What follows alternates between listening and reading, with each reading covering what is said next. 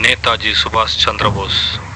நேதாஜி சுபாஷ் சந்திர போஸ் ஜனவரி 23, 1897 ஒரிசாவில் உள்ள கட்டாக்கில் பிரபாவதி மற்றும் ஜானகிநாத் போஸ் ஆகியோருக்கு 9வது மகனாக பிறந்தார்.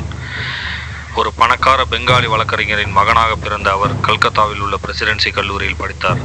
கல்லூரியிலிருந்து அவர் தேசியவாத நடவடிக்கைகளுக்காக 1916 வெளியேற்றப்பட்டார்.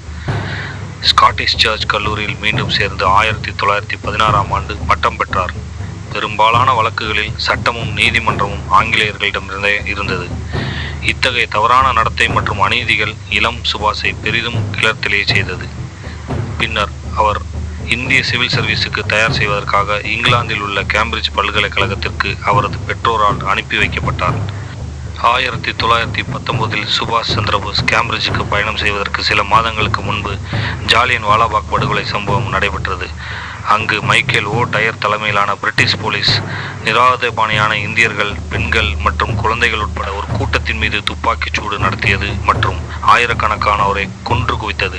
ஆனால் அத்தகைய இனப்படுகொலை நடந்த மாகாணமான பஞ்சாபிலிருந்து தகவல் ஓட்டம் தடை செய்யப்பட்டதால் சுபாஷ் சந்திர போஸுக்கு அது பற்றிய உறுதியான தகவல் கிடைக்கப்பெறவில்லை. 1920 தொடக்கத்தில் இருந்து கடினமான ICS தேர்வுக்கு தயாராக தொடங்கினார் சுபாஷ் சந்திர போஸ். அந்த தேர்வுக்கு 7 மாதங்கள் மட்டுமே இருந்த நிலையில் அவர் கடினமாக உழைத்தார். ஆனால் அவர் தயாராக இல்லை மற்றும் நன்றாக செய்யவில்லை என்று நினைத்து முடிவுகள் வெளியான போது அவர் 4வது இடம் பிடித்தார். அவர் தனது வெற்றியை பற்றி தனது குடும்பத்தினருக்கு தெரிவித்தார். இருப்பினும் இப்போது அவருக்கு உண்மையான குழப்பம் இருந்தது. பதவியை ஏற்பதா அல்லது ஏற்காததா?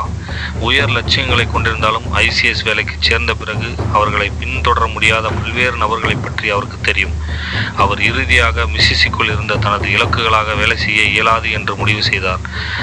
அவர் தனது மெத்தா சரத் போஸுக்கு ஒரு நீண்ட கடிதம் எழுதி ICSலிருந்து ராஜினாமா செய்ய முடிவு செய்தார். இந்த வகையில் 2 தசாப்தங்களுக்கு முன்னர் மிசிசியை கைவிட்ட அரவிந்த கோஷ் அவருக்கு முன்மாதிரியாக இருந்தார். நாடு சுதந்திரம் அடைவதற்கு பல்வேறு இன்னல்கள், தியாகங்களை சந்திக்க வேண்டும் என்றும் அது தனது சொந்த தியாகத்திலிருந்து தொடங்க வேண்டும் என்றும் நேதாஜி சுபாஷ் சந்திர போஸ் நினைத்தார். அவரை முழு மனதுடன் ஆதரித்த திரு ரெட்வேயுடன் அவர் தனது திட்டத்தை விவாதித்தார். ஒரே ஒரு எண்ணம் மட்டுமே அவரை தொந்தரவு செய்தது. அவருடைய செயலால் அவருடைய அப்பாவும் அம்மாவும் வருத்தப்படக்கூடாது அல்லது ஏமாற்றம் அடையக்கூடாது என்பதுதான். அவர் தனது தாய்நாட்டிற்கு திரும்பிய பிறகு ஒத்துழையாமை இயக்கத்தில் சேரவும் திட்டமிட்டார். அவரது இந்த முடிவு இந்திய அரசாங்கத்தில் பெரும் பரபரப்பை ஏற்படுத்தியது. ஆனால் உயர்ந்த இலக்கை தொடர ஒருவன் உறுதியாக இருக்கும்போது எந்தவிதமான சலசலப்புக்கும் அஞ்சக்கூடாது என்ற நம்பிக்கையை சுபாஷ் சந்திர போஸ் தன்னிடம் கொண்டிருந்தார். சுபாஷ் சந்திர போஸ் இந்தியாவுக்கு திரும்பும் கப்பலை எடுத்துக்கொண்டு 16 ஜூலை 1921 அன்று பம்பாயில் தரையிறங்கினார். அதே நாளில் மகாத்மா காந்தியை சந்திக்க சென்றார். 2ஆம் உலகப் போரின் போது ஆங்கிலேயருக்கு எதிராக இந்திய தேசிய இராணுவத்தை நிறுவி வழிநடத்தி செல்வது வரை நவீன இந்திய அரசுக்கு அடித்தளமிட்ட முக்கிய நபர்களில் ஒருவராக திகழ்ந்தார். நேதாஜி சுபாஷ் சந்திர போஸ் 1922 ஸ்வராஜ் கட்சியை உருவாக்க மோதிலால் நேருவுடன் இணைந்து காங்கிரஸ் கட்சியை விட்டு வெளியேறிய காங்கிரஸ் தலைவர் சித்தரஞ்சன் தாஸின் வழிகாட்டுதலின் கீழ் பணியாற்றினார். ஆனால் அவரது சித்தாந்தங்கள் மோகன்தாஸ் காந்தி மற்றும் காங்கிரஸ் உயர் கட்டளைகளுடன் ஒத்துப்போகவில்லை. ஆயுதங்களை பயன்படுத்தினால்தான் ஆங்கிலேயர்களை இந்தியாவிலிருந்து விரட்ட முடியும் என்று போஸ் நம்பினார். இறுதியில் இந்த சித்தாந்த வேறுபாட்டின் காரணமாக 1939 காங்கிரஸ் தலைமையிலிருந்து அவர் வெளியேற்றப்பட்டார். சுதந்திர போராட்டத்தில் 11 முறை சிறை சென்ற அவர் பிரிட்டிஷ் ஆட்சிக்கு எதிரான நடவடிக்கைகளால் அடிக்கடி கைது செய்யப்பட்டார். அவர் எமிலி சென்கல் என்ற ஆஸ்திரிய பெண்ணை மணந்தார். அவர்களுக்கு ஒரு மகள் பிறந்தார், அனிதா போஸ். அவர் ஒரு பிரபலமான ஜெர்மனிய பொருளாதார நிபுணராக இருந்தார். 1923 நேதாஜி அகில இந்திய இளைஞர் காங்கிரஸ் கமிட்டியின் தலைவராகவும் வங்காள மாநில காங்கிரஸ் செயலாளராகவும் தேர்ந்தெடுக்கப்பட்டார். 1927 சிறையிலிருந்து விடுதலை பெற்று நேருவுடன் இணைந்து பணியாற்ற தொடங்கினார்.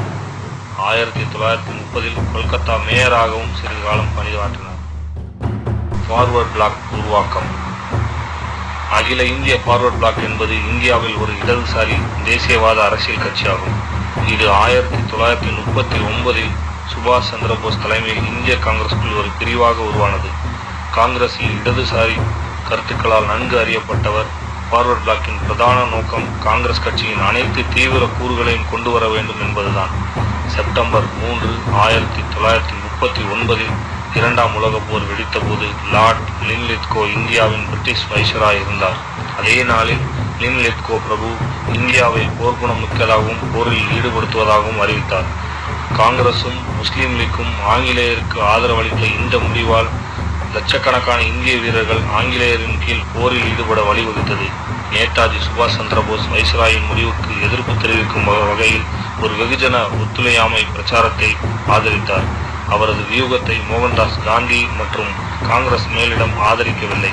வெகுஜன எதிர்ப்புகளை தொடர்ந்து நேதாஜி சுபாஷ் சந்திரபோஸ் கைது செய்யப்பட்டு சிறையில் அடைக்கப்பட்டார். பின்னர் ஆங்கிலேயர்களால் வீட்டுக்காவலில் வைக்கப்பட்டார். அவர் 1940ஆம் ஆண்டு ஆப்கானிஸ்தான் மற்றும் சோவியத் யூனியன் வழியாக ஜெர்மனிக்கு தப்பிச் சென்றார். ஆங்கிலேயருக்கு எதிராக போரிட படைகளை திரட்டி ஆசாத் ஹிந்த் என்ற அரசை அக்டோபர் 21, 1943ஆம் ஆண்டு சிங்கப்பூரில் உருவாக்கி அது 11 நாடுகளால் அங்கீகரிக்கப்பட்டது. 1942ஆம் ஆண்டு இந்திய வீரர்கள், வெளிநாட்டினர், போர்க்கைதிகள் மற்றும் ஜப்பானிய நட்பு நாடுகளின் ஒத்துழைப்புடன் தென்கிழக்கு ஆசியாவில் இந்திய தேசிய இராணுவத்தை நேதாஜி சுபாஷ் சந்திரபோஸ் அவர்கள் உருவாக்கினார். சுதந்திர இந்தியா அல்லது ஆசாத் ஹிந்த் என்ற தற்காலிக அரசாங்கத்தை 1943ஆம் ஆண்டு அந்தமான் மற்றும் நிக்கோபார் தீவில் நிறுவினார். பின்னர் ஜப்பானிய படைகளால் கைப்பற்றப்பட்டது. இந்திய புரட்சியாளர்கள் ஜப்பானிய இராணுவ வீரர்களின் உதவியை பெற்றனர். பின்னர் அவர்கள் பொது எதிரியாக இருந்த பிரிட்டிஷ் படைகளுக்கு எதிரான போராட்டத்தில் அரசாங்கத்தின் உதவியை பெற்றனர். இந்திய தேசிய இராணுவம் அஸ்ஸாம் மற்றும் இம்பாலில் நடத்திய பிரச்சாரங்களில் தோல்வியடைந்தது. அவர்கள் பர்மாவில் உள்ள போபா மலையில் ஒரு துணிச்சலான நிலைப்பாட்டை வழங்கியிருந்தாலும் இரண்டாம் உலகப் போர் முடிவடையும் தருவாயில் ஜப்பானிய தாக்கங்கள் அழிந்துவிட்டன. மேலும் ஐஎன்ஏ இந்தியாவின் ஜப்பானிய படையெடுப்பை வெற்றிகரமாக நிறுத்தியது. ஐஎன்ஏவின் ஒரு சுவாரஸ்யமான அம்சம் இந்திய தேசிய இராணுவத்தின் பெண்கள் படைப்பிரிவாகும்.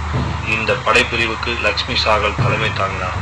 இந்த பிரிவுக்கு ஜான்சி கி ராணி ரெஜிமெண்ட் என்று பெயரிடப்பட்டது மற்றும் இங்குள்ள ஒவ்வொரு பெண் சிப்பாயும் போர் பயிற்சி பெற்றவர்கள். இந்த பிரிவுக்கு பணியமர்த்தப்பட்டவர்கள் பெரும்பாலும் மலாயா மற்றும் பர்மாவை சார்ந்தவர்கள். ராஸ் பிகாரி போஸின் உதவியுடன் இந்தியாவிலிருந்து ஜப்பானுக்கு தனது துணிச்சலான பயணத்திற்கு பிறகு 1943இல் சுபாஷ் சந்திரபோஸ் இந்திய தேசிய இராணுவத்திற்கு புத்துயிர் அளித்தார்.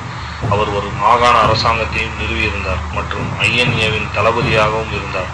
அவர் தைவானில் நடைபெற்ற விமான விபத்தில் 1945ஆம் ஆண்டு ஆகஸ்ட் 18 அன்று உயிரிழந்ததாக நம்பப்படுகிறது.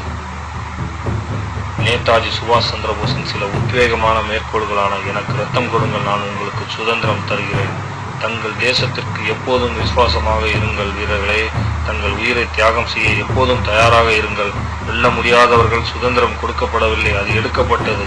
நம்முடைய சுதந்திரத்தை நமது சொந்த இரத்தத்தால் செலுத்துவது நமது கடமையாகும். நமது தியாகம் மற்றும் உழைப்பின் மூலம் நாம் வென்றெடுக்கும் சுதந்திரத்தை நமது சொந்த பலத்தால் நாம் பாதுகாக்க முடியும். சந்தேகத்துக்கு இடமின்றி அந்நியரின் கொடுங்கோன்மை மற்றும் அடக்குமுறையின் பிடியிலிருந்து தனது தாய்நாட்டை விடுவிப்பதே அவரின் வாழ்க்கையின் நோக்கமாக இருந்தது. இந்த பணியில் அவர் தனது முழு வாழ்க்கையையும் துறந்தார். ஜெய் ஹிந்த்.